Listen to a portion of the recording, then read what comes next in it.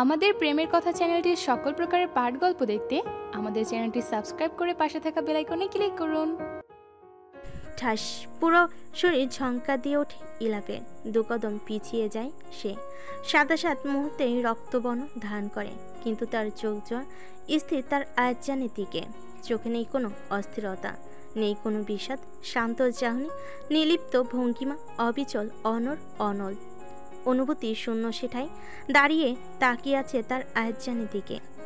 এ তো তারই আয়াতজান, তাই না? সে স্বপ্ন দেখছে না তো? না, এটা তো কোনো স্বপ্ন না, সত্য, এক মর্মান্তিক করুণ সত্য, যার মুখোমুখি হতে হবে কখনো হয়তো চিন্তাই করেনি ইলাপের শরীর ক্ষণে ক্ষণে কেঁপে উঠছে। নদীর স্রোতে নেই রক্ত গড়িয়ে পড়ছে তার বক্ষ পিঞ্জিরা হতে। লাল বর্ণে রঞ্জিত হচ্ছে তার প্রশস্ত বুক। চিনচিনে ব্যথা অনুভূত হচ্ছে তার হৃদ মাজারে। এ ব্যথা কোনো বাইরের আঘাতের জন্য নয়, বরং প্রিয়জনের দেওয়া আঘাতের ব্যথা, যেটা সহ্য করতে ইলাপের মতো পাথর হৃদয়ের মাঝেও কম্পন অনুভূত হচ্ছে। তার শরীর অসাড় হয়ে আসছে, মস্তিষ্কের সাথে লড়াই করে সে ব্যর্থ হচ্ছে। হাঁটু ভেঙে বসে পড়ে সে অমসৃণ পাথর কণা মিশ্রিত নদীর পাড়ে। চলো চলো চোখে তাকায় তার আয়াতজানের দিকে। আয়াত সে তো মানব মূর্তি, প্রাণ আছে কিনা সেটা বোঝা যাচ্ছে না। ঠাই দাঁড়িয়ে তাকিয়ে আছে ইলাপের পানে। বক্ষ পিঞ্জরা অস্বাভাবিক ওঠানামা করছে তার। চোখ দিয়ে অনর্গল অশ্রুধারা প্রবাহিত হচ্ছে। এই অশ্রুধারা যে থামবার নয়, এই যে শুরু, এর কি আদৌ শেষ আছে কোথাও? আয়াতের বেঁচে থাকার শেষ সম্বল তার সামনে ধুকে ধুকে মরছে, আর আয়াত নীরব দর্শকের মতো তা দেখে চলেছে। আয়াত ধরা গলেই বলে ওঠে, আমাকে আপনি ঠিকই পেয়েছিলেন ইলাফ, আর একজন কি বিভৎসভাবেই না আমাকে হারিয়েছিল। কেন এমন করলেন ইলাফ, কেন? ইলাফ অশ্রুসিক্ত নয়নে তাকিয়ে ক্ষীণ স্বরে বলে ওঠে, আমাকে যে ভেঙে গুড়িয়ে দিতে পারে নিঃসন্দেহে আমি তাকে ভীষণ ভালোবাসি আয়াতজান। এই একটা জায়গাতেই আমি দুর্বল, শুকনো পাতার মতন মর্মর শব্দে ছিন্ন বিচ্ছিন্ন হয়ে যাই, ভেঙে গুড়িয়ে যাই, কখনো স্বেচ্ছায় কখনো অনিচ্ছায়। আর আমার সবচেয়ে দুর্বল জায়গাটা হলে তুমি আয়াতজান। মানুষও তো মানুষের ঘর, আমার সেই ঘর হলে তুমি আয়াতজান। আর তুমি আমাকে সেই ঘর হতে ধাক্কা দিয়ে বের করে দিয়েছো। আমি তো চিরকাল স্থির থাকতে চেয়েছি, কিন্তু আমাকে নেয়নি কেউ। না ঘর, না পথ, না পাহাড়, না সমুদ্র, আর না তুমি। কিছুটা থামে ইলাফ, জোরপূর্বক কয়েকটা প্রশ্বাস গ্রহণ করে এরপর আবার বলে ওঠে, চাঁদের মতো আলো দিয়ে আমার জীবনটা আলোকিত করে দিয়েছিলে আয়াতজান। দূর করে দিয়েছিলে আমার সকল অমানিসা। সেই তুমি আবার আগুনে ভস্ম করে দিলে আমাকে ভঙ্গুর করে দেওয়ার কি খুব প্রয়োজন ছিল আয়াতজান? আমার সকল পাপের মধ্যে তুমি ছিলে একমাত্র পুণ্য, সকল মিথ্যার মাঝেও ছিলে একমাত্র চিরন্তন সত্য। আমার হৃদয় রানী, আমার ভালোবাসা। তোমাকে ঠিক কতটা ভালোবাসি জিজ্ঞেস করেছিলে একদিন, বলেছিলাম যত্ন সহকারে সেই উত্তর দিব। আজ বোধহয় সেই সময় চলে এসেছে, এরপর হয়তো আর কখনো বলার সুযোগ পাবো না। ইলাপ থামে, দুফোঁটা অশ্রু নিগ্রত হয় তার কপাল পেয়ে। এরপর আবার বলতে শুরু করে, তোমায় স্বচ্ছ একটা হৃদয় দিয়েছিলাম সবটুকু ইচ্ছে আর স্বাধীনতা। তুমি কোন রঙে রাঙাবে বুঝে উঠতে পারছিলে না। পুরো একটা এই আমিকে দিয়ে দিয়েছিলাম তোমায়, অতপর ছুঁড়ে ফেলে দিলে তুমি। কতখানি ভালোবাসি প্রশ্ন করেছিলে, সন্ধিহান চোখ দুটো দ্বিধাহীন মেলে। ভালোবেসে যদি হয় মৃত্যু পরিণাম, তবু আমি তোমাকে ভালোবেসেছিলাম আয়াতজান। সারা জনম ভালোবাসবো। আমি হাসি মুখে তোমার ভালোবাসা গ্রহণ করলাম। ভালো থেকো তুমি, ভীষণ ভালো থেকো আমার হৃদয় রানী। নিজেকে ধরে রাখা তাই আর বেশি সময় নেই ইলাপের কাছে। ঝুঁকে পড়ল সে জমিন কোলে, দেহের নিচে চাপা পড়ে মরমর করে উঠল শুকনো পাতা। সামনে ভেসে উঠল তার হৃদয় রানীর নিষ্পাপ মুখশ্রী। আয়তের সমস্ত শরীর যেন জমাট বেঁধে পাথরে পরিণত হলো। নিজের সামনে ধরিত্রী গড়িয়ে যাওয়ার মতো অনুভূতি অনুভূত হলো তার। অতর্কিতে পাজরা ছুটে গেল নিজের অর্ধাঙ্গের পানে। অত্যন্ত যত্নে ইলাপকে তুলে নিল নিজের বাহুটরে, যেন সে মোমের পুতুল সামান্য জোরে প্রধানে গলিত হবে। ঝুঁকল কিছুটা নিকটে, কম্পিত কণ্ঠে ডাকল, ইলাফ। মিটমিট করে তাকালো ইলাফ। ডাকটি তার হৃদয়কে এক প্রশান্তির হাওয়া ছড়িয়ে দিয়েছে। অজানা আবেগে উদ্ভাসিত হলো নয়নজোড়া। নীল নেত্র পলব বেয়ে গড়িয়ে পড়ল দুফোঁটা অশ্রু। অত্যন্ত মৃদু কণ্ঠে উচ্চারণ করল, আয়াতজান। জোরপূর্বক অন্তিমবারের মতো নিজের হাত ঠেকালো আয়াতের রক্তিম গালে, ক্ষীণ স্বরে উচ্চারণ করলো, ভালোবাসি আমার হৃদয় রানী, অনেক বেশি ভালোবাসি। তৎক্ষণাৎই আয়াতের বুকে আবদ্ধ হলো সে। আয়াতের সর্বাঙ্গ কাঁপছে। অনুভব করলো ইলাফ। আয়াতের মুখ থেকে অস্পষ্ট শব্দ প্রতিধ্বনিত হলো বারংবার। Sorry Ilaf, sorry. ইলাফ অস্পষ্ট স্বরে উত্তর করলো, কেঁদো না আয়াত জান, আমি ছিলাম, আছেই থাকবো, শুধু তোমার হয়ে। আর কিছুই উপলব্ধি সম্ভব হলো না পরিশ্রান্ত মস্তিষ্কের পক্ষে। একটুখানি বিশ্রাম দরকার। ঘুম আসছে, প্রচণ্ড ঘুম। সুখ সুখ অনুভূতির মাঝে উষ্ণতায় জন আলিঙ্গনে ইলাফের দৃষ্টি বুঝে এলো। তার আজ যেন বুকে মাথা রেখে প্রশান্তি ঘুমাবে সে।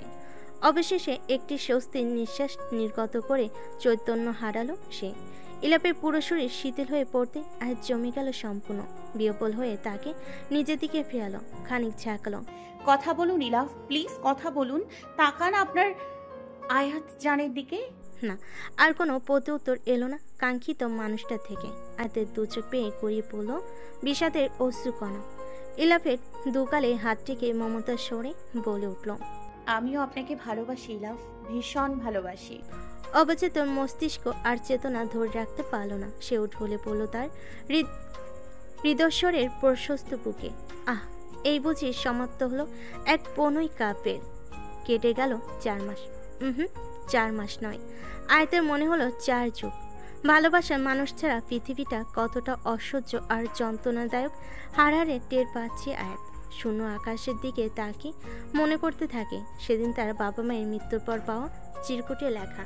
তুমি হয়তো বিশ্বাস করবে না চাঁদ, কিন্তু তোমার আকাশ, তোমার ভালোবাসা, তোমার অর্ধাঙ্গকে ইলাফ মেরেছে। তোমার বাবা মা সব সত্যি বলতে চেয়েছিল তোমাকে, তাই ইলাফ তাদেরকেও মেরে ফেলেছে। জানি না সে তোমাকে সত্যিকারের ভালোবাসে কিনা, কিন্তু তোমাকে বিয়ে করেছে ওর উদ্দেশ্যে, আর অতি শীঘ্রই তোমাকেও মেরে ফেলবে। ইতি তোমার শুভাকাঙ্ক্ষী। সেদিনের কথা ভাবতেই দু চোখ পেয়ে গড়িয়ে পড়ে অশ্রুকণা। সেদিন ইলাপকে গুলি করার পর আয়াত জ্ঞান হারিয়ে ফেলেছিল। জ্ঞান ফিরেছিল প্রায় 1 সপ্তাহ পর। সাময়িক কমে চলে গিয়েছিল সে। জ্ঞান ফিরতেই নিজেকে আবিষ্কার করেছিল কোনো এক হাসপাতালের কক্ষে। সেখান থেকে মাহফুজা খান আর জামশেদ খান তাকে খানবাড়িতে নিয়ে এসেছিল। এখানেই থাকছে সে এখন। নিজের বলতে আর কেউ নেই এখন।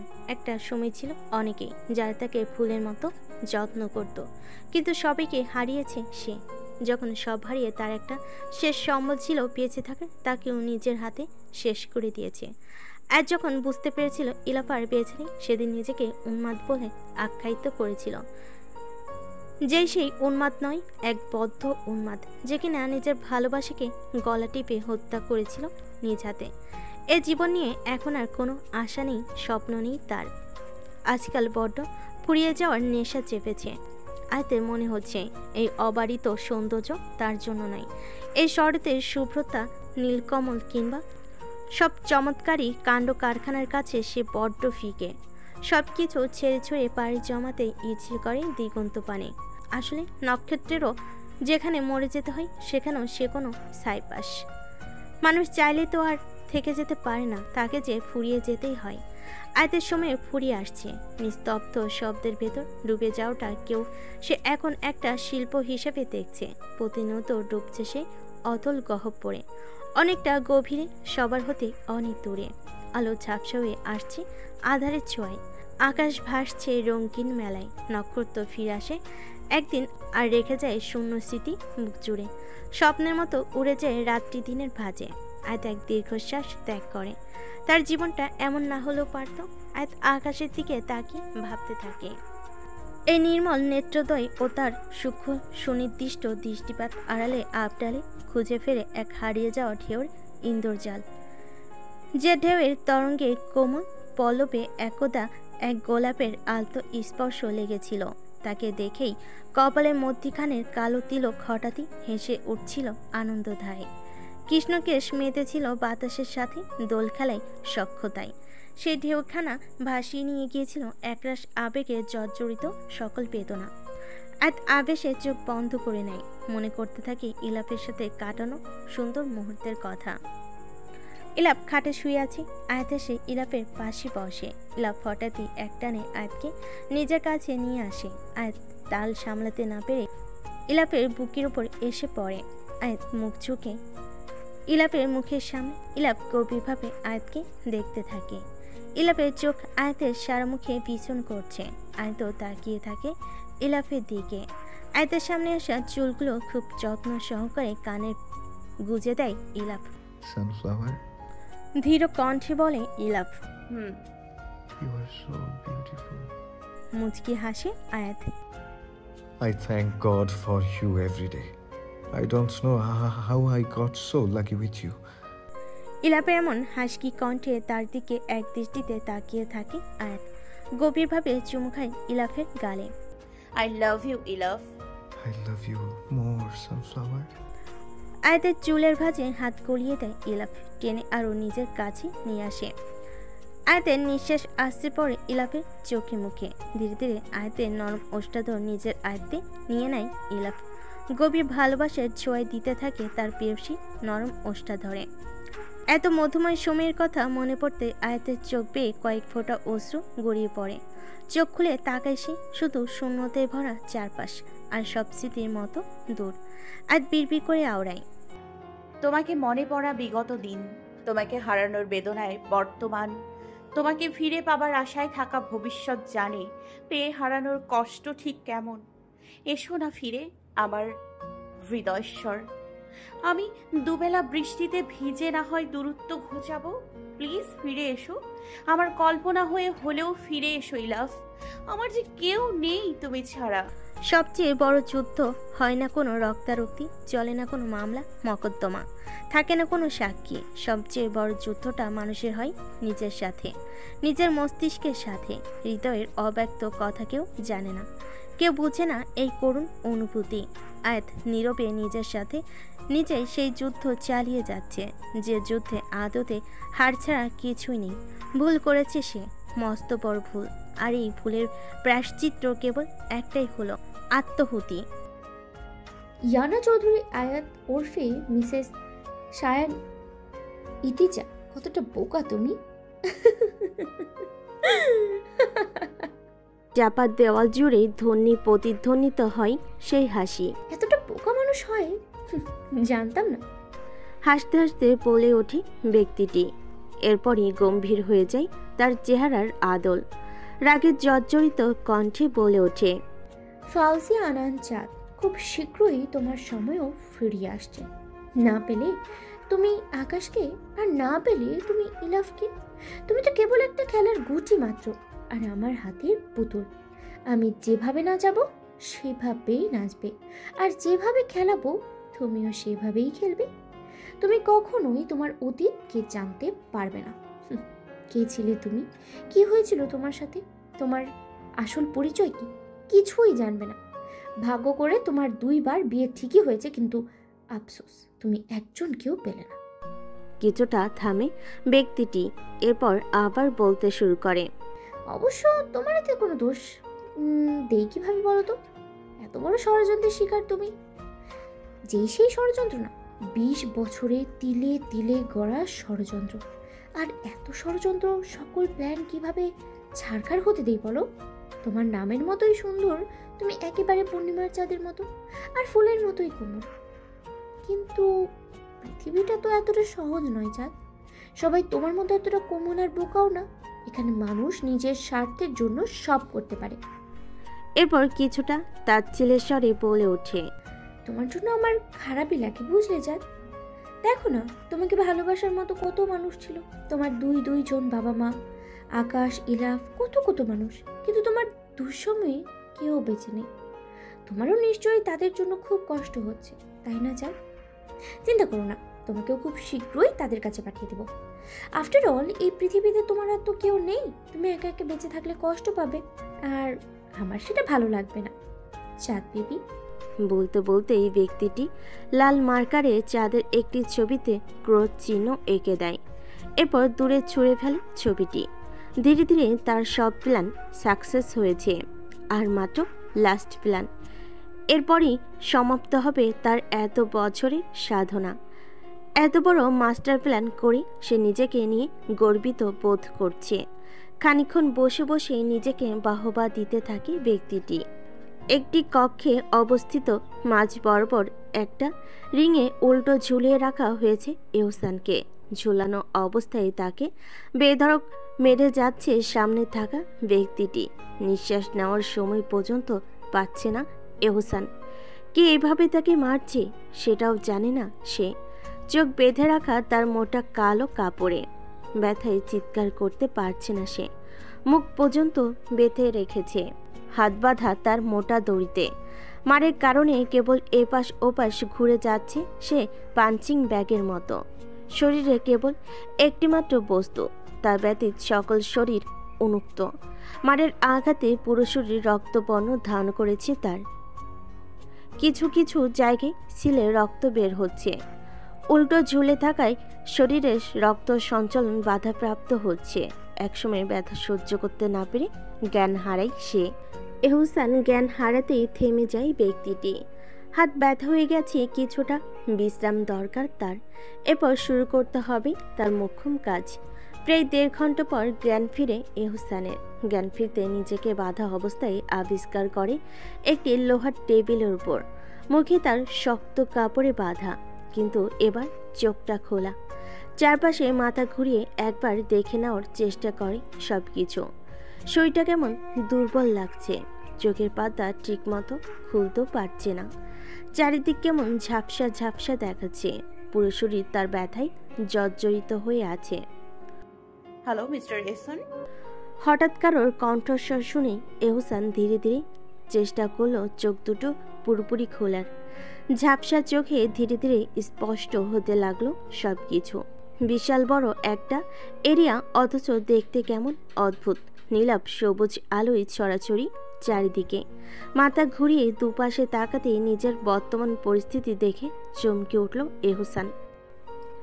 তার দু বাহুতে ভেইনে নিডল বিধানো এবং তার মাথার দুপাশে দুটো স্ট্যান্ড, যেখানে দুটো ব্লাড ব্যাগ ঝুলছে, অর্থাৎ ভেইন প্যাক্সার কিট, যাতে সুইয়ের সাথে একটি টিপনল সংযুক্ত থাকে, যা দিয়ে দেহ থেকে রক্ত গিয়ে ব্লাড ব্যাগে সংরক্ষিত হয়।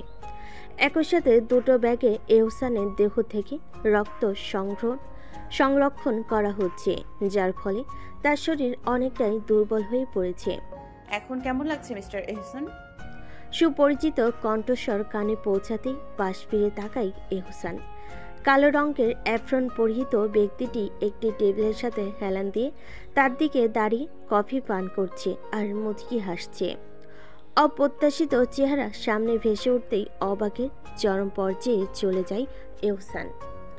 নিজের মাথা নাড়িয়ে কিছু একটা বলার চেষ্টা করে। ব্যক্তিটি এগিয়ে গিয়ে এহসানের মুখের বাঁধন আরো শক্ত করে বেঁধে দেয়। এরপর কিছুটা ঝুঁকে গিয়ে ফিস ফিস করে উচ্চারণ করে, ডোন্ট মেক এনি নয়েজ। এরপর এগিয়ে গিয়ে রক্তভর্তি ব্যাগগুলো খুলে নিয়ে একটা ফ্রিজারে রেখে আবার এহসানের কাছে এগিয়ে এসে বলতে শুরু করে, জানো তো রক্তগুলো কেন নিয়েছি? ও আচ্ছা, তুমি কিভাবে জানবে? বরঞ্চ আমি বলে দিচ্ছি। এই দুটো ব্যাগ রক্ত নিয়ে তোমার শরীর থেকে কিছুটা রক্ত কমিয়ে নিয়েছি, যাতে একটু পর তোমাকে কাটাকুটি করতে গেলে অতিরিক্ত রক্তের কারণে আমার কোনো অসুবিধা না হয়। আর এই 2 ব্যাগ রক্ত কোথাও ডোনেট করে দিব, অন্তত শেষ বেলায় তোমাকে দিয়ে, যাতে কোনো পুণ্যের কাজ হয়। ভালো করেছি না বলো? এহসান অশ্রুসিক্ত নয়নে ব্যক্তিটির দিকে তাকিয়ে আছে। তার অন্তিম সময় ঘনিয়ে আসছে। ব্যক্তিটি এগিয়ে গিয়ে টুলবক্স থেকে ধারালো দুটো ব্লেড হাতে তুলে নেয়। এরপর সেগুলো রাখে এহসানের উন্মুক্ত বুকে। সুন্দর করে আঁকতে থাকে তার প্রশস্ত বুকে। রক্তে রঞ্জিত হতে থাকে এহসানের প্রশস্ত বুক। ব্যথায় কুকিয়ে ওঠে এহসান। গঙ্গানির শব্দে হিম হয়ে আসছে সম্পূর্ণ কক্ষ। আঁকিবুকি শেষ হলে ব্যক্তিটি প্লেটগুলো রেখে একটা মাঝারি সাইজের বাটি হাতে নেয়। দুটো প্যাকেট থেকে লবণ আর মরিচ একসাথে করে কিছুটা পানি দিয়ে বাটিতে মেশাতে থাকে। মেশানো শেষ হলে একটা কুরুর হাসি মুখে ঝুলে এগিয়ে আসে এহসানের দিকে। এহসান চোখ বড় বড় করে দেখতে থাকে সামনে থাকা ব্যক্তিটির কার্যকলাপ। নিজের পরবর্তী অবস্থার কথা আজ করতে পেরে দু চোখ পেয়ে অনর্গল অশ্রু দ্বারা পড়তে শুরু করে। আগুনের ফুলকি নাই শরীর জ্বলে উঠতেই আটকে ওঠে এহসান। ব্যক্তিটি এহসানের কাটা জায়গায় অত্যন্ত যত্ন সহকারে লবণ মরিচের প্রলেপ লাগিয়ে দিচ্ছে। পুরো শরীর জ্বলে ভস্ম হয়ে যাচ্ছে এহসানের। এখনই নিজের গলা নিজের হাতে কেটে মরে যেতে ইচ্ছে হচ্ছে তার। হাত খোলা থাকলে অবশ্যই এই মুহূর্তে তাই করত এহসান। লবণ মরিচের প্রলেপ দেওয়া শেষ করে ব্যক্তিটি আবার পাশে রাখা কফির মেশিন থেকে ধোয়াটো কফি নিয়ে মগে চুমুক বসায়। অনেক মজা। এহসানের দিকে তাকিয়ে ব্যক্তিটি কফি খেতে খেতে আবারও এহসানের পাশে এসে দাঁড়ায়। কিছু একটা মনে করে আবারও বাঁকা হাসে। কফি মগ ধরে রাখা হাতটাকে এহসানের বুকের উপর নিয়ে ধরে। এরপর গরম কফিগুলো বৃষ্টির পানির মতো উপর থেকে ছেড়ে দেয় এহসানের জ্বলন্ত উন্মুক্ত বুকে। গঙ্গানির শব্দ দ্বিগুণ বেড়ে যায় এহসানে। সে মনে মনে একটাই দোয়া করতে থাকে, যাতে সে মরে যায়। এই মুহূর্তে তার একটাই চাও, সেটা হলো মৃত্যু। এহসানের এমন অসহ্যকর ছটফটানি এক প্রশান্তির হাওয়া বয়ে দিচ্ছে ব্যক্তিটির অন্তরে। ব্যক্তিটি এবার কিছুটা সময় দেয় এহসানকে। এত জলদি তো সে মরতে দিবে না তাকে, আরো কষ্ট দিবে সে, তিলে তিলে শেষ করবে তাকে। ব্যক্তিটি এবার একটা বড় সাইজের চাপাতি হাতে নেয়। এগিয়ে গিয়ে এহসানের বাম হাতের পাশে দাঁড়িয়ে সজোরে কোপ বসায় এহসানের বাহু বরাবর। পরপর কয়েকটা কোপ দিতে থাকে। অবশেষে খুলে আসে এহসানের একটা হাত। হাতটা টেনে নিয়ে রাখে পাশে থাকা বুচার টেবিলের উপর। নিজের মস্তিষ্কের সাথে যুদ্ধ করে আর না পেরে জ্ঞান হারায় এহসান। ব্যক্তিটি একটি ফার্স্ট এইড বক্স নিয়ে গিয়ে দাঁড়ায় এহসানের পাশে। কাটা অংশে ব্যান্ডেজ করে দিতে থাকে। ব্যান্ডেজ করা শেষ হলে এবার ঠান্ডা পানি এনে মরিচের প্রলেপ দেওয়া স্থান ধুয়ে দেয়। এবার ক্ষত বিক্ষত স্থানে মলম লাগাতে বলে ওঠে, এর থেকেও অধিক কষ্ট পেয়ে তোমাকে মরতে হবে এহসান। কাল পর্যন্ত বেঁচে থাকো, প্রমিস করছি। কালকে তোমাকে নিশ্চিতভাবে মরতে হবে। চাইলে তো আমি তোমাকে এখনই মারতে পারতাম, কিন্তু তুমি যত তাড়াতাড়ি মরবে ততই তোমার শাস্তি যে কম হয়ে যাবে। এবার উঠে গিয়ে ওর হাতের সাথে একটি স্যালাইন নল যুক্ত করে দেয়। এবার আবার নিজের কাজে লেগে পড়ে। কেটে রাখা হাতটা থেকে ছুরির সাহায্যে অনেক সুন্দর করে মাংসগুলো ছাড়িয়ে নিতে থাকে। এমনভাবে কাটতে থাকে যেন এগুলো দিয়ে বিশেষ রকম কোনো রান্না করা হবে। ইলাপের একটি ছবি বুকের মাঝে নিয়ে শূন্য দৃষ্টিতে বাহিরে তাকিয়ে আছে আয়াত। অথচ ইলাপ বেঁচে থাকলে এই মুহূর্তে হয়তো সে ইলাপের বুকে মুখ লুকিয়ে বসে থাকতো, আর ইলাপ যত্ন করে তার মাথায় হাত বুলিয়ে দিত। হাত বুলাতে বুলাতে মাঝে মাঝে হয়তো ভালোবাসার পরশ এঁকে দিত তার কপালের মধ্যিখানে। কতটা মধুময় হতো সময়টা। কিন্তু এগুলো এখন কেবলই নিছক স্বপ্ন ব্যতীত আর কিছুই নয়। নিঃসন্দেহে ইলাপ তাকে ভীষণ ভালোবাসত। ইলাপের যত হাজার উদ্দেশ্যই থাকুক না কেন, আয়াতের প্রতি তার ভালোবাসা বিন্দুমাত্র খাদ ছিল না। পুরো দুনিয়া মিথ্যে হলো, আয়াতের প্রতি ইলাপের ভালোবাসা ছিল এক চিরন্তন সত্য, যা আয়াত কখনোই অস্বীকার করতে পারবে না। কিন্তু এই কথাটা বুঝতে আয়াত বড্ড দেরি করে ফেলেছে। এখন অনেকটা সময় চলে গিয়েছে। ভুল শুধরানোর মতো সময় এখন আর নেই। হারিয়ে যাওয়া মানুষ আর কখনো ফিরে আসে না, কেবল তাদের স্মৃতিটুকু বেঁচে থাকে অন্তরে। আয়তো কেবল ইলাপের সাথে কাটানো মুহূর্তের স্মৃতিটুকু নিয়েই বেঁচে আছে। চোখে মুখে পানি পড়তে মিটমিট করে তাকায় এহসান। তাকাতে নজরে আসে তার দিকে ঝুঁকে থাকা সুপরিচিত চেহারাটি। এহসান চোখ খুলে তাকাতেই চওড়া হাসে ব্যক্তিটি। ঠোঁটের ফাঁক দিয়ে মুক্ত ন্যায় দাঁতগুলো চিকচিক করে ওঠে। নিঃশব্দে হাসিটি অত্যন্ত নজর কাড়া, যে কারোর নজর স্থবির করে দিতে সক্ষম। হাসি দমিয়ে এহসানের উদ্দেশ্যে বলে ওঠে ব্যক্তিটি, ঘুম নিশ্চয়ই ভীষণ ভালো হয়েছে। তাহলে এবার উঠে পড়ো, আর ঘুমানোর কোনো প্রয়োজন নেই। তোমার হাতে বেশি সময় নেই, এরপর না হয় একেবারের জন্য ঘুমিয়ে পড়ো। এহসান সলসল চোখে তাকিয়ে আছে সামনে থাকা ব্যক্তিটির দিকে। দৃষ্টিতে তার হাজারো আকুতি নিজের প্রাণ ভিক্ষে চাওয়ার, কিন্তু তাতে কোনো ভ্রুক্ষেপ নেই ব্যক্তিটির। যেন এহসানের এমন আকুতি ভরা দৃষ্টি তাকে এক পৈশাচিক আনন্দ দিচ্ছে। ভালোই লাগছে তার অন্তরে, কেমন যেন এক প্রশান্তির বাতাস খেলে যাচ্ছে। ব্যক্তিটি টুল বক্স থেকে একটি প্লাস নিয়ে এহসানের ডান হাতের পাশে দাঁড়ায়। প্লাসের সাহায্যে একে একে এহসানের হাতের নখগুলো তুলে নেয়।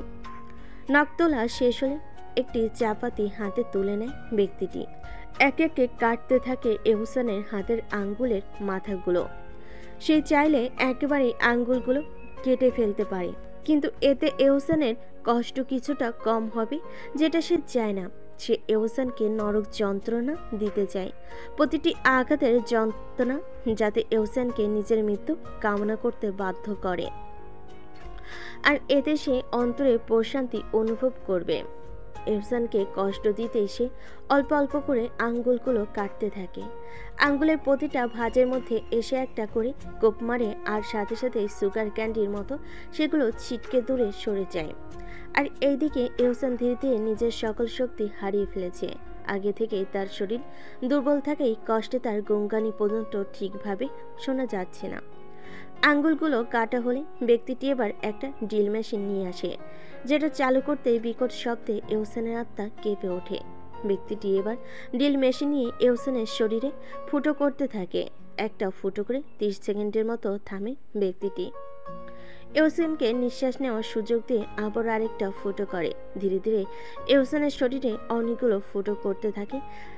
এহসান অধিক যন্ত্রণা সহ্য করে। ফুটো করতে করতে ব্যক্তিটি এহসানের সম্পূর্ণ শরীর মৌমাছির চাকের মতো করে ফেলেছে। এখন শুধু আর একটা ফুটো করা বাকি, যেটা করলে কয়েক সেকেন্ডের মধ্যেই এহসানের মৃত্যু নিশ্চিত। আর সেই জায়গা হলো বক্ষপিঞ্জরায় অবস্থিত হৃদযন্ত্র। ব্যক্তিটি ক্রুর হেসে অন্তিম ছিদ্র করার দিকে হাত বাড়ায়। পরক্ষণে কিছু একটা মনে করে চলন্ত ড্রিল মেশিনটা এহসানের এক পাশে রেখে এগিয়ে গিয়ে একটি কুড়াল হাতে নেয়। এক হাতে কুড়াল, অন্য হাতে ড্রিল মেশিন তুলে নেয়। এরপর অন্তিমবারের মতো ছিদ্র করে এহসানের হৃদযন্ত্র বরাবর। ছিদ্র করা শেষ করে ড্রিল মেশিনটা রেখে দেয় পাশে। এদিকে এহসানের ছটফটানি কয়েকশো গুণ বেড়ে যায়। সে এখন নিজের অন্তিম সময় গুনছে। ব্যক্তিটি এগিয়ে গিয়ে এহসানের মুখের বাঁধন খুলে দেয়। এহসানের মুমূর্ষ অবস্থা সে অনুভব করতে চায়, যন্ত্রণার চিৎকার সে শুনতে চায়। বাঁধন খুলতে এহসান প্রাণপণে চিৎকার করতে থাকে। এহসানের চিৎকার ধ্বনি প্রতিধ্বনিত হতে থাকে চাপা দেওয়াল জুড়ে। ব্যক্তিটি এহসানের দিকে কিছুটা ঝুঁকে গিয়ে ফিসফিস করে জিজ্ঞেস করে, বলো তো আমি কে? এহসান চোখ বড় করে তাকায়। পরবর্তী শব্দ উচ্চারণ করার আগেই ব্যক্তিটি কুড়াল দিয়ে সজোরে কপ বসে এহসানের মাথার খুলি বরাবর। সাথে সাথে মাথা দুভাগে বিভক্ত হয়ে ভেতর থেকে এহসানের সকল মগজ বেরিয়ে আসে। এক গগন বিদারী চিৎকার দিয়ে ওঠে এহসান। কয়েক সেকেন্ডের মধ্যে নিস্তেজ হয়ে পড়ে এহসানের সম্পূর্ণ দেহ। এক স্বস্তির নিঃশ্বাস নির্গত হয় ব্যক্তিটির অভ্যন্তর থেকে। মুচকি হেসে বাকি কাজ করতে চলে যায় সে। শুনশান নিস্তব্ধতা, মৃদু হিমেল হাওয়া কিংবা শান্তিদায়ক পরিবেশ, কোনোটাই উপভোগ করার বিন্দুমাত্র আগ্রহ নেই আয়াতের মাঝে।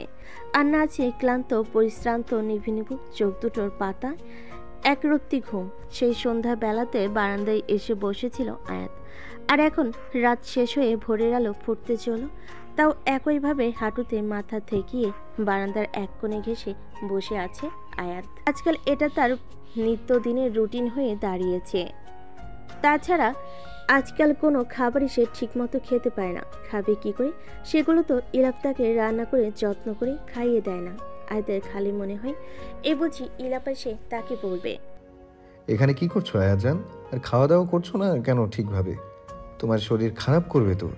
কিন্তু প্রতিবারই তার ধারণাকে ভুল প্রমাণ করিতেই ইলাপ আর ফিরে আসে না। আয়াতের অপেক্ষা যেন শেষই হয় না। তার বারবার মনে হয় ইলাপ আসবে তার কাছে। তার আয়াতজানকে সে কিছুতেই কষ্ট পেতে দিবে না। সে তো কখনোই তার আয়াতজানের শরীরে ফুলের টোকা অব্দি লাগতে দিত না। আর এখন যে আয়াত কষ্ট পাচ্ছে, নিশ্চয়ই এটাও সে সহ্য করতে পারবে না। হুট করে একদিন চলে এসে বলবে, কেন কষ্ট পাচ্ছ আয়াজান? এই তো আমি চলে এসেছি, দেখো আর তোমাকে কোনো কষ্ট পেতে দিব না। কিন্তু অবুঝ মস্তিষ্ক কিছুতেই মানতে চায় না ইলাপ বেঁচে নেই। সে তো ইলাপকে নিজের হাতে মেরে ফেলেছে। নিজের ভালোবাসা, নিজের অর্ধাঙ্গকে সে নিজের হাতে গুলি করেছিল। ডুকরে কেঁদে ওঠে আয়াত। কি করলো সে? কিভাবে পারলো ইলাপকে মারতে? এই যে শহরে এত এত মানুষ বাস করে, তবুও মানুষের অভাবে মরে, মানুষের অভাবে ছটফট করে। এত এত মানুষ থাকা সত্ত্বেও মানুষ নির্দিষ্ট একটা মানুষের জন্য জীবন বিসর্জন দেয়, নির্দিষ্ট একটা মানুষের জন্য কেঁদে বুক ভাসায় আমৃত্যু পর্যন্ত। নির্দিষ্ট মানুষের প্রতি মায়া হয়ে গেলে ওই মানুষ ছাড়া আস্ত একটা পৃথিবীও জনশূন্য মনে হয়। ওই নির্দিষ্ট মানুষ ছাড়া একটি দিনও 1 বছরের সমান মনে হয়। আয়াতের ক্ষেত্রেও ঠিক সেরকম। গোটা পৃথিবীটা এখন আয়াতের কাছে জনশূন্য মনে হচ্ছে। পৃথিবীর সবচেয়ে কুৎসিত ও ভয়ঙ্কর দৃশ্যগুলো সে এখন নিজের চোখের সামনে দেখছে। ধীরে ধীরে সে বিলীন হয়ে যাচ্ছে কারো ভালোবাসার অতল সাগরে। আয়াতের এখন বড্ড আফসোস হয়। নিঃসন্দেহে সে একজন ভাগ্যবতী ছিল যে ইলাপের মতো ভালোবাসার মানুষ পেয়েছিল। আর ইলাপ সে তো দুনিয়ার সবচেয়ে হতদরিদ্র হতভাগা ছিল, যে হতভাগা কিনা নিজের ভালোবাসার মানুষের হাতে নিজের প্রাণ বিসর্জন দিয়েছিল। আয়াতজান, কি করছো তুমি? কান্না থামাও, দেখো আমি চলে এসেছি। আপনি সত্যি এসেছেন ইলাফ?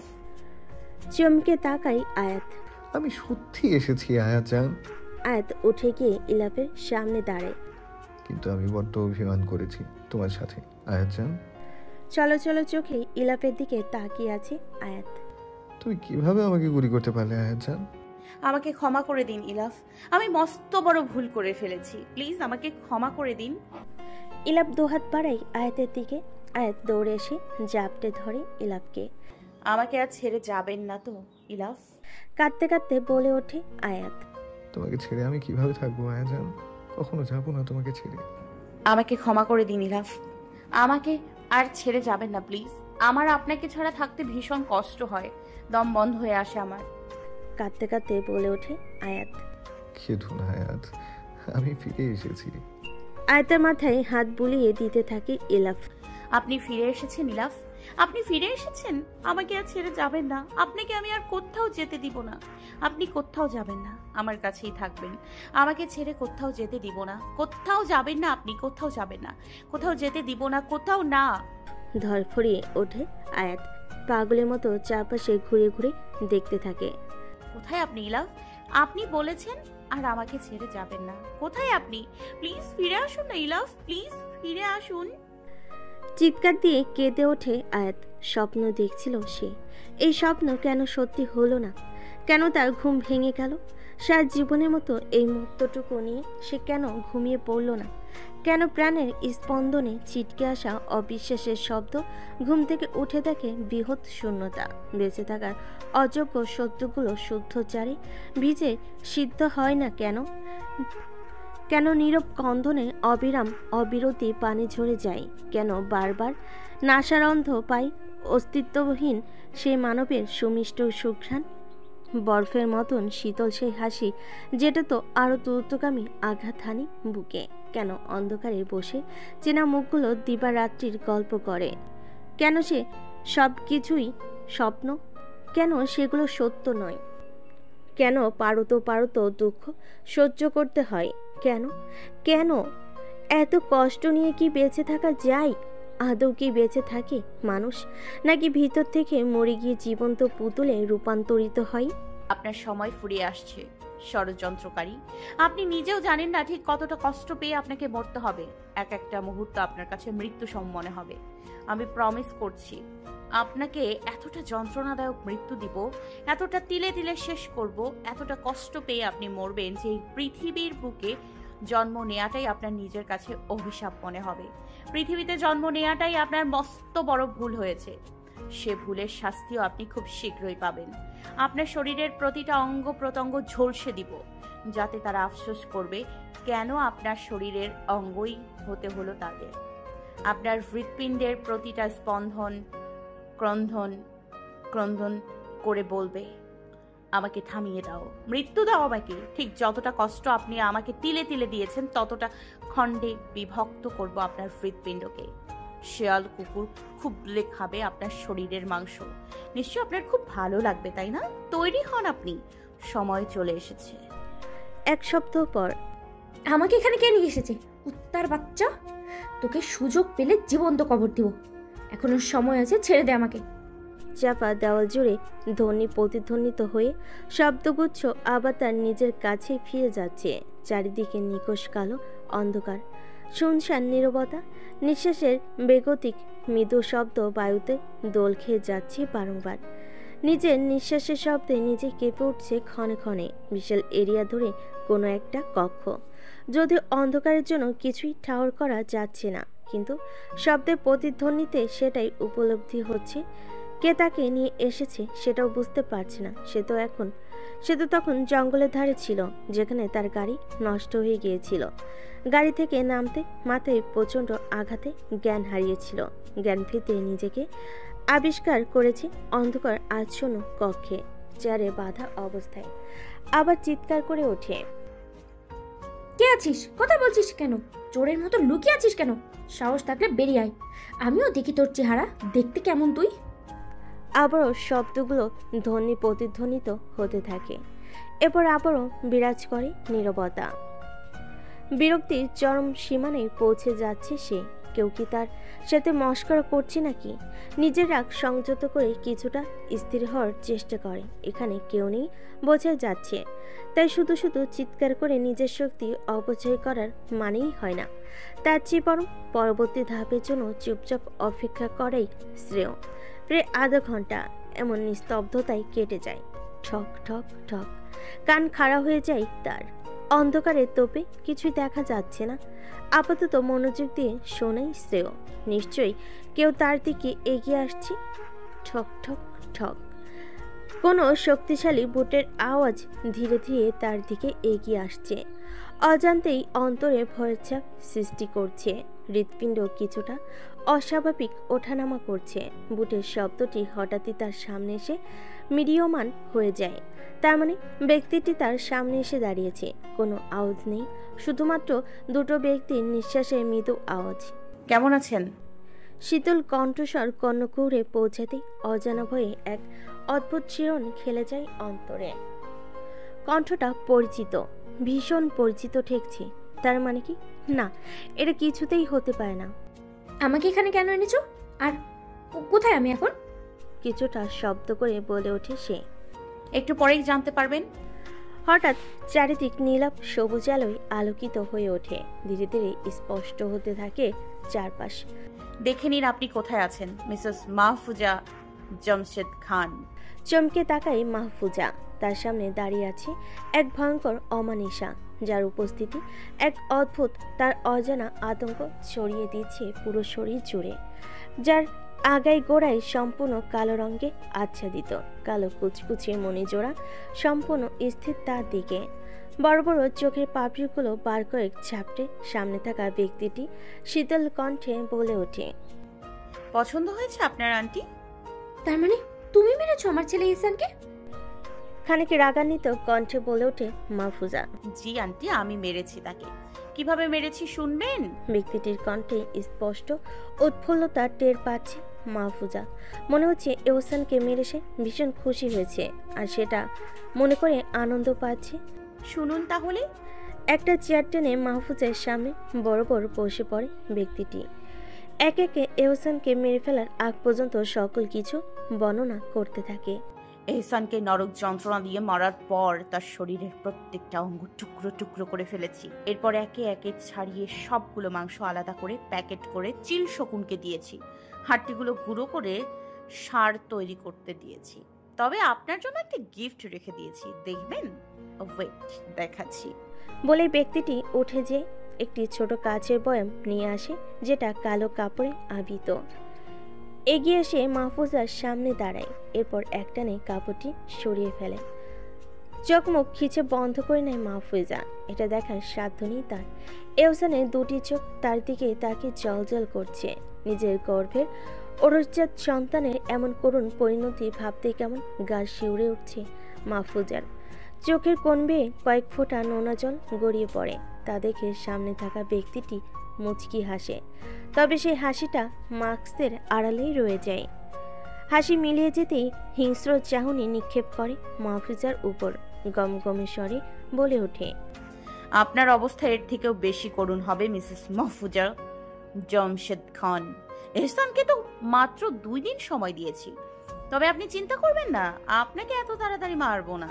আপনাকে আমি সময় দিব, প্রচুর সময়। দুনিয়ার এই বাতাস যত পারে নিজের ভেতর ঢুকিয়ে নিন। আপনাকে আমি ধৈর্য নিয়ে তিলে তিলে শেষ করব। আপনার করা প্রতিটা অন্যায়ের প্রতিশোধ দিব। ব্যক্তিটির কথার মাঝেই উচ্চস্বরে হেসে ওঠে মাহফুজা।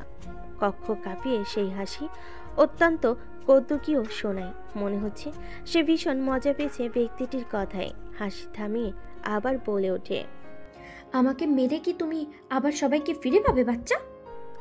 তড়িৎ গতিতে ব্যক্তিটির হাত আবদ্ধ করে নেয় মাহফুজার গ্রীবাদেশ। নিজের সর্বশক্তি দিয়ে মাহফুজার গলা চেপে ধরে ব্যক্তিটি। অতর্কিত হামলায় আটকে ওঠে মাহফুজা। নিঃশ্বাস আটকে গেছে তার।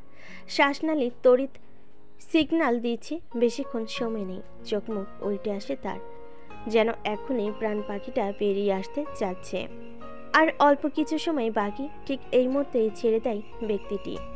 ছাড়া পেয়ে মাহফুজা জোরে জোরে কয়েকটা নিঃশ্বাস নেয়। কাশতে কাশতে ছলো ছলো চোখে তাকায় ব্যক্তিটির দিকে। ব্যক্তিটি হাত ঝাড়তে ঝাড়তে বলে ওঠে, কি ভেবেছিলেন এত তাড়াতাড়ি এত সহজে মেরে ফেলবো? বলে উচ্চ স্বরে হাসতে থাকে ব্যক্তিটি। এটা তো শুধুমাত্র একটা প্রদর্শনী ছিল। এটা থেকে আন্দাজ করে নিন কতটা কষ্ট পাবেন আপনি। মাহফুজা ভয়ত নজরে তাকিয়ে থাকে ব্যক্তির দিকে। ব্যক্তিটি মাহফুজার আরো সামনে এসে দাঁড়ায়। আপনি নিশ্চয় অতি আকাঙ্ক্ষার সহিত আমার চেহারা দেখার জন্য বসে আছেন, তাই না? আপনাকে আর অপেক্ষা করাবো না। এতদিন তো স্বাভাবিক চেহারা দেখেছেন, এবার না হয় মুখোশের আড়ালে চেহারাটাও দেখে নিন। বলে একটানে মুখের মাস্কটা খুলে ফেলে মাহফুজা। এরপর কয়েকটা শুকনো ঢোক গিলে তার সব জারি জুড়ি ধরা পড়ে গেছে। এত বছরে তিল তিল করে গড়ে তোলা সব প্ল্যান ধ্বংস হয়ে যাচ্ছে। ব্যক্তিটি মাহফুজার আরও কিছুটা কাছে ঝুঁকে যায়। মুখে হাসি ঝুলিয়ে শীতল কণ্ঠে জিজ্ঞেস করে, বলতো আমি কি পূর্ণিমা নাকি অমাবস্যা? মাহফুজা ভর্ত কণ্ঠে বলে ওঠে। আয়াত, জড়ো হয় আয়াতের মুখের হাসি। ইনায়া চৌধুরী আয়াত ওরফে ফৌজিয়া আনন্দ চাঁদ, তাই না? বলো, শুধু কি আয়াত নাকি পূর্ণিমার চাঁদ নাকি আকাশের কালো মেঘে ঢেকে যাওয়া অমাবস্যা? এক গগন বিদারী চিৎকার ভেসে আসে চাপা দেওয়াল জুড়ে। যে চিৎকার অচিরেই হিমশীতল করে তুলে সমস্ত অঙ্গ প্রত্যঙ্গ। একের পর এক আরও চিৎকার ভেসে আসতে থাকে মাহফুজার কণ্ঠনালী ভেদ করে। কিন্তু সেদিকে আয়াতে কোনো ভ্রুক্ষেপ নেই। সে টেবিলের পাশ থেকে জল করে জ্বলা আগুনের ফুলকি নাই উত্তপ্ত কয়লা থেকে লোহা গরম করে একের পর এক স্যাক দিয়ে যাচ্ছে মাহফুজার দুই হাতে।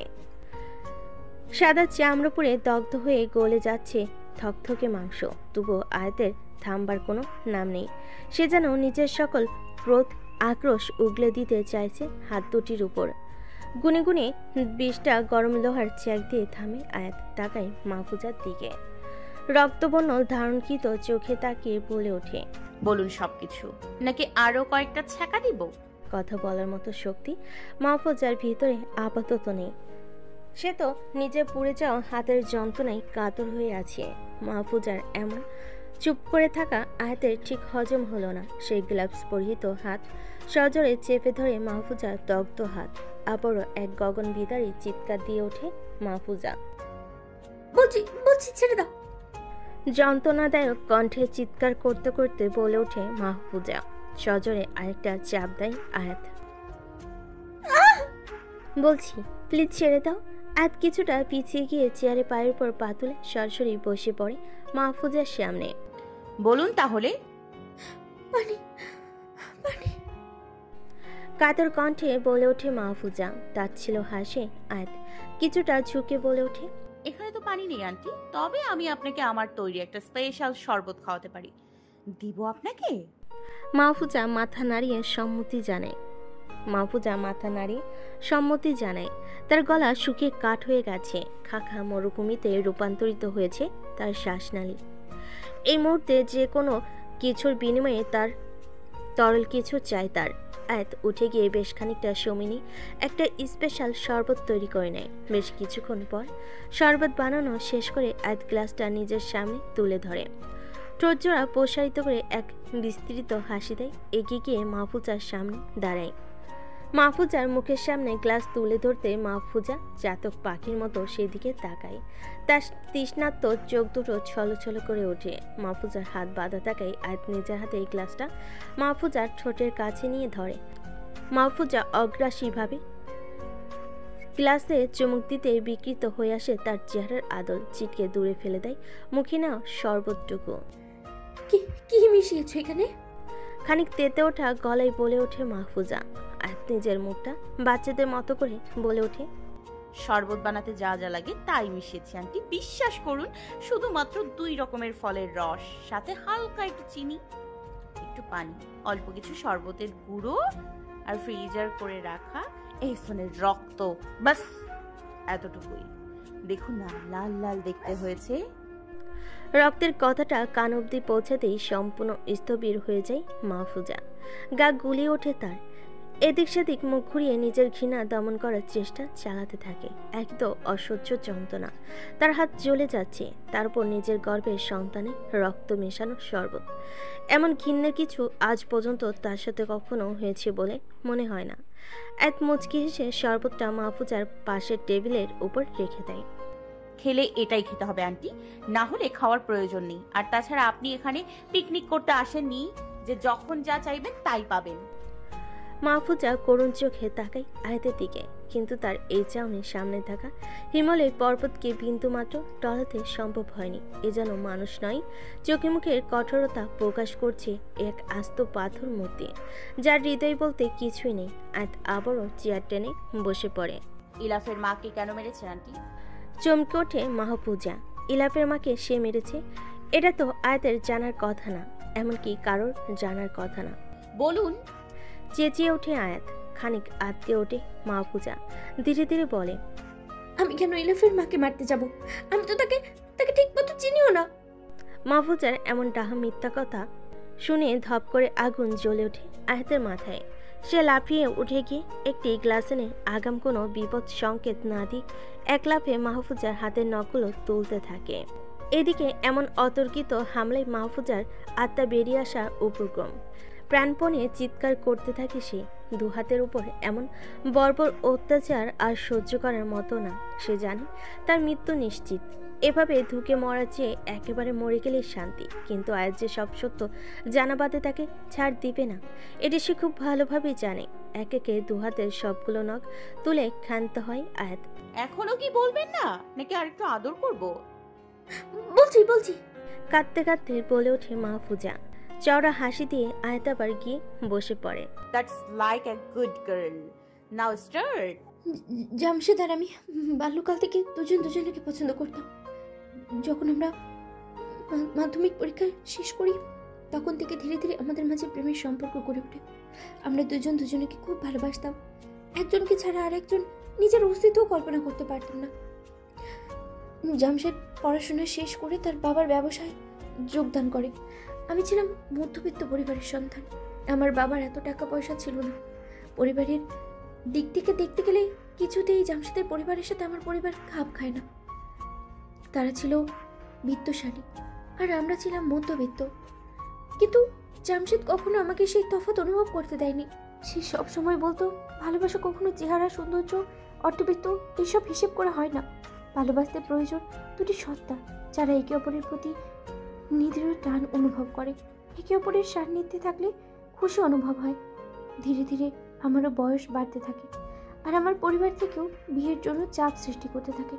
পরে বাবাকে আমি অনেক বুঝিয়ে আমার আর জামশেদের ব্যাপারে রাজি করে। যদিও বাবা এত বিস্তর ফারাকে রাজি হতে চাননি, পরে আমার সুখের কথা চিন্তা করে রাজি হয়ে যায়। আসলে সব বাবা মাই চায় তাদের সন্তান ভালো থাকুক, সুখে থাকুক। আমার মুখের দিকে তাকিয়ে আমার আর জামশেদের বিয়ের প্রস্তাব নিয়ে যায় খানবাড়িতে, তার বাবার কাছে। সেখানে থেমে যায় মাহফুজা। কয়েক ফোঁটা জল গড়িয়ে পড়ে তার কপাল পেয়ে। আয়াত মনোযোগ দিয়ে শুনছে মাহফুজার সকল কথা। মাহফুজা থেমে যেতেই আয়াত বলে ওঠে, কি হয়েছে খানবাড়িতে যাওয়ার পরে? মাহফুজা দুটো ঠকিয়ে আবার বলতে শুরু করে। বাবা যখন আমাদের বিয়ের প্রস্তাব নিয়ে খানবাড়িতে যায়, সেখানে উপস্থিত সকলেই বাবাকে নানান রকম কটু কথা শোনায়। জামশেদের বাবা তো বলেই দিয়েছেন যে বামুন হয়ে নাকি চাঁদে হাত দিতে চায়। আমার বাবা নাকি আমাকে দিয়ে জামশেদকে বশ করে সকল সম্পত্তি হাতিয়ে নিতে চায়। আরও নানান বাজে কথা বলে। শেষ মুহূর্তে বাবাকে বলে যে তার যত টাকা লাগবে বলতে, টাকা নিয়ে যাতে আমি জামশেদের পিছে যেন ছেড়ে দিই সেই ব্যবস্থা তার করবে, যাতে তাকে ভুলে যায়। এতটা অপমান বাবা সহ্য করতে পারেনি। আমরা মধ্যবিত্ত হলেও সমাজে আমাদের একটা সম্মান ছিল। আমার বাবা ছিলেন একজন স্কুল শিক্ষক। বাবা যখন অপমানিত হয়ে খানবাড়ি থেকে বেরিয়ে আসে, তখন রাস্তার মাঝে তিনি অসুস্থ হয়ে পড়ে। পরে তার একজন পরিচিত লোক তাকে হাসপাতালে নিয়ে যায় আর আমাকে খবর দেয়। বাবা সেই দিন মাইন্ড স্ট্রোক করেছিলেন। 3 দিন পর যখন বাবার জ্ঞান ফিরে, তখন বাবা একাকী আমার সাথে কথা বলতে চান। বাবার সাথে যখন কথা বলছিলাম আর সব জানতে পেরেছিলাম, ঘৃণায়, লজ্জায়, অপমানে সেই দিনই মরে যেতে ইচ্ছে হয়েছিল। কিন্তু কিন্তু ভাগ্যের লিখন বোধ হয় অন্য কিছুই ছিল। বাবা সেদিন মুমূর্ষু অবস্থায় আমার কাছে একটা অনুরোধ করেছিলেন। বাবার একজন বন্ধু আছেন যার ছেলে কোনো একটা ব্যাংকে জব করেন, আমি যাতে সেই ছেলেকে বিয়ে করে নিই। তখন অসুস্থ বাবার সেই আবদার আমি কিছুতেই ফেলতে পারিনি। জামশেদও তখন বাবার কথার অবাধ্য হয়নি, কেননা তার উপরে নতুন নতুন ব্যবসার ভার পড়েছে। এই মুহূর্তে তার বাবার বিরুদ্ধে হওয়া মানে নিজের ক্যারিয়ার শুরু হওয়ার আগেই শেষ হয়ে যাওয়া। বাবার কথা মতো 3 দিনের মাথায় খুবই সামান্য আয়োজনে সেই ছেলের সাথে আমার বিয়ে হয়ে যায়। কিন্তু আফসোস, এরপরে বাবার শরীরে আরও অবনতি হতে থাকে। বাবা ছাড়া আমার আর কেউ ছিল না। আমার জন্মের সময় মা মারা গিয়েছিল। দুনিয়াতে আমার আপন বলতে একমাত্র আমার বাবাই ছিল। কিন্তু 15 দিনের মাথায় বাবাও আমাকে ছেড়ে চলে যায়। ভিতরে ভিতরে আমি সম্পূর্ণ ভেঙে পড়ি। বাবার এমন মৃত্যুর জন্য খান পরিবারকে দায়ী করতে থাকি। তারা যদি এমন অপমান না করতেন, আমার বাবা এত অসুস্থ হতো না, আর হয়তো আমাকেও ছেড়ে যেত না। ধীরে ধীরে প্রতিশোধের আগুন আমাকে ঘিরে ফেলে। এই আগুনে ঘিয়ের মতো কাজ করে জামশেদের বড় নারীকে বিয়ে করার খবর। জামশেদের বাবা কোনো এক বিজনেস মিটিংয়ে দেশের বাইরে যান, সাথে জামশেদকেও নিয়ে যান। সেখানে তার এক রাশিয়ান বিজনেস পার্টনারের সাথে অত্যাধিক সখ্যতা গড়ে ওঠে। সেই রাশিয়ান পার্টনারের মেয়ে ছিল অ্যালিসা মেরিন, মানে ইলাফের মা। মেরিনের বাবা ছিলেন বাংলাদেশি বংশধর আর মা ছিলেন রাশিয়ান বংশধর। মেরিনের জন্ম থেকে বেড়ে ওঠা সবাই ছিল রাশিয়ান মানুষের মতো। মেরিন অত্যাধিক সুন্দরী ছিল। তার সৌন্দর্য বিশেষ কারণ ছিল তার এই নীলমণি জোড়া, যা তাদের সবার থেকে আলাদাভাবে ফুটিয়ে তুলতে থাকে। জামশেদের বাবা মেরিনের অত্যাধিক সৌন্দর্যে মোহিত হয়ে পড়ে। নিজের ব্যবসায়িক লাভের কথা চিন্তা করে মেরিনের বাবার উদ্দেশ্যে জামশেদ আর মেরিনের বিয়ের প্রস্তাব রাখেন। ব্যবসায়িক সম্পর্ককে পারিবারিক সম্পর্কে রূপান্তরিত করলে ব্যবসা আরও মজবুত হবে ভেবে মেরিনের বাবাও রাজি হয়ে যায়। তথাপি অতি ধুমধাম করে জামশেদ আর মেরিনের বিয়ে হয়। জামশেদ অন্য নারীকে বিয়ে করেছে ব্যাপারটা আমাকে আরও ভিতর থেকে জ্বালিয়ে পুড়িয়ে দেয়, কেননা আমি তখনও জামশেদকে ভীষণ ভালোবাসতাম। জামশেদের পাশে অন্য কাউকে কখনো দেখতে পারতাম না। আমার প্রচুর হিংসে হতো। ধীরে ধীরে আমি তাদেরকে ধ্বংস করার প্ল্যান করতে থাকি। কিভাবে আবার জামশেদের জীবনে ফিরে যাওয়া যায় সেটাই ভাবতে থাকি। প্রায় 1.5 বছরের মাথায় মেরিন মা হয়। জামশেদ আর মেরিনের ঘর আলো করে একটা ফুটফুটে ছেলে হয়, যার নাম রেখেছিল শায়েন ইতিয়াজ ইলাফ। নামটা কিছুটা অদ্ভুত হলেও এটা রেখেছে মেরিন নিজেই। যেহেতু সে জন্মসূত্রে রাশিয়ান নাগরিক, তাই তার ছেলের নামটাও সেই হিসেবেই রেখেছে। ইলাফও দেখতে সচরাচর বাঙালি ছেলেদের থেকে কিছুটা আলাদা ছিল। বিশেষ করে সে তার মায়ের মতো নীলমণি বিশিষ্ট ছিল, যার জন্য সে খুব সহজেই সকলকে আকর্ষণ করে ফেলত। জামশেদ বাবা হয়েছে শুনে আমার ভীষণ রাগ হয়েছিল, সাথে হিংসেও হয়েছিল। তাই আমিও সন্তান ধারণের জন্য মরিয়া হয়ে উঠেছিলাম। আল্লাহ আমার সেই ইচ্ছাটাও পূরণ করেছে। আমার ঘর আলো করে জন্ম নিয়েছে এহসানের। এর মাঝে আমি প্ল্যান করে জামশেদের বাবাকে মেরে ফেলেছিলাম। কিন্তু সন্তান হওয়ার পর আর জামশেদের বাবাকে মেরেও আমার শান্তি হয়নি। আমার খালি মনে হতো জামশেদ আমাকে ছাড়া আর অন্য কাউকে নিয়ে সুখে থাকতে পারবে না। তারা একসাথে থাকছে ভাবতে আমার ভীষণ রাগ হতো। বারবার মনে হতো এক্ষুনি গিয়ে মেরিনকে মেরে ফেলি। কিন্তু না, আমি ধীরে ধীরে প্ল্যান করতে থাকি সব কিছু। যথেষ্ট সময় নিয়ে নিজের প্ল্যান মজবুত করতে থাকি। এহসানের বয়স যখন 4 বছর, এহসানের বাবা তখন ব্যবসায়ের জন্য নানা মানুষ থেকে টাকা ধার করতে শুরু করে। কিন্তু দুর্ভাগ্যবশত ব্যবসার প্রচণ্ড বাজেভাবে লস খায় সে। মানুষের টাকা ফেরত দেওয়ার ভয়ে সে পালিয়ে পালিয়ে বেড়াতে থাকে। কেননা তার কাছে দেওয়ার মতো কিছুই ছিল না। এই সুযোগে আমি আমার প্ল্যান করতে থাকি। একদিন ইসানের বাবা রাতে লুকিয়ে বাড়িতে আসলেই খাবারের সাথে বিষ মিশিয়ে তাকে মেরে ফেলি। এমনভাবে তাকে মারি যাতে সকলের মনে হয় টাকা পরিশোধ করতে না পেরে আত্মহত্যার পথ বেছে নিয়েছে সে। আর আমার ষড়যন্ত্র কাজেও লেগেছে। সবাই সেটাই ভাবতে শুরু করেছে। ভাববে নাই বা কেন, এমন অভিনয় করেছি যে কেউই ফাঁদে পড়তে বাধ্য। সকলে ধীরে ধীরে আমাকে সান্ত্বনা দিতে থাকে, কিন্তু ইসানের বাবা মরে যাওয়ার পর আমি সম্পূর্ণ একা হয়ে পড়ি। এরপরে ইসানকে নিয়ে খানবাড়িতে প্রবেশ করি, যেটা মূলত আমার প্ল্যানেরই অংশ ছিল। যেহেতু আমি একজন শিক্ষিত মেয়ে ছিলাম, তাই জমশেদকে বলেছিলাম যাতে আমাকে একটা কাজ দেয়। আমার এই করুণ পরিস্থিতির জন্য জমশেদ নিজেও কিছুটা অনুতপ্ত ছিল, তাই বিনা বাক্যে আমাকে তার অফিসের কাজে নিয়োগ দেয়, সাথে খানবাড়িতে থাকারও সুযোগ করে দেয়। বলে এক চড়া হাসি দেয় মাহফুজা। আয়াত স্তব্ধ হয়ে তাকিয়ে আছে মাহফুজার দিকে। নিজের উদ্দেশ্যে হাসিলের জন্য সে নিজের স্বামীকেও মেরে ফেলতে দ্বিধাবোধ করল না। নিজের বাচ্চা ছেলেটার কথাও একবার ভাবল না। কতটা ঘৃণ্য মন মানসিকতার মানুষ সে। এরপরে কি হয়েছিল আন্টি? জিজ্ঞেস করে আয়াত। দম মেরে যায় মাহফুজা। মরতে তো তাকে হবে, তাই সে ঠিক করে আর কিছু বলবে না। আয়াত দাঁতে দাঁত চেপে আবার জিজ্ঞেস করে, চুপ করে থাকবেন না আন্টি, এরপরে কি হয়েছিল বলুন। আমি জানি না বলে আবারও চুপ করে থাকে মাহফুজা। আয়াত একটা তপ্ত শ্বাস ছাড়ে।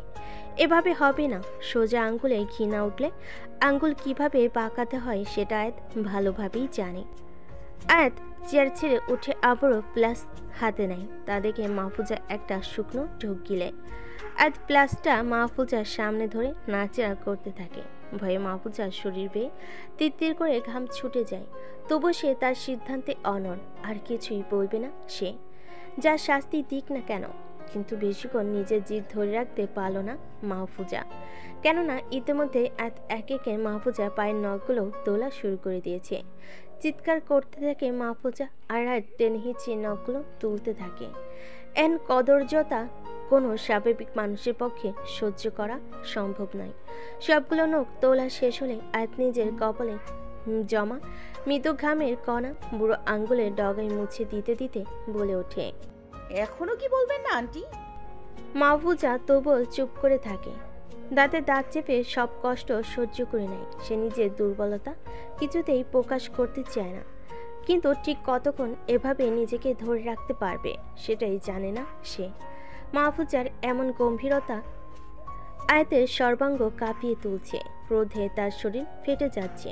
নিজেকে সংযত করে মুখে মিষ্টি হাসি ঝুলিয়ে সে একটি টেবিলের সামনে গিয়ে দাঁড়ায়। টেবিলে অবস্থিত ওয়াটার হিটার থেকে টকবক করা ফুটন্ত গরম পানি সাবধানতার সহিত ঢেলে নেয় একটি পাত্রে। দূর থেকে আয়াতকে পর্যবেক্ষণ করে চলেছে মাহফুজা। একটু পরে তার সাথে কি হবে ভাবতেই সর্বাঙ্গ কেঁপে ওঠে তার। আয়াত দূরে দাঁড়িয়ে বলে ওঠে, আন্টি জানেন তো এগুলো দিয়ে কি হবে? এই ফুটন্ত গরম পানি দিয়ে আপনার ওই সুন্দর হাত পা গুলিয়ে একটা ঝাক্কাস পেডিকিওর ম্যানিকিওর দিব, যাতে আর একটু বেশি চকচক করে। বলেই বাঁকা হাসে আয়াত। এক অজানা শিরন খেলে যায় মাহফুজার সর্বাঙ্গ জুড়ে। বলছি প্লিজ এদিকে সরে এসো তুমি। আগে আপনি শুরু করুন, তারপর না হয় আমি সরে আসছি।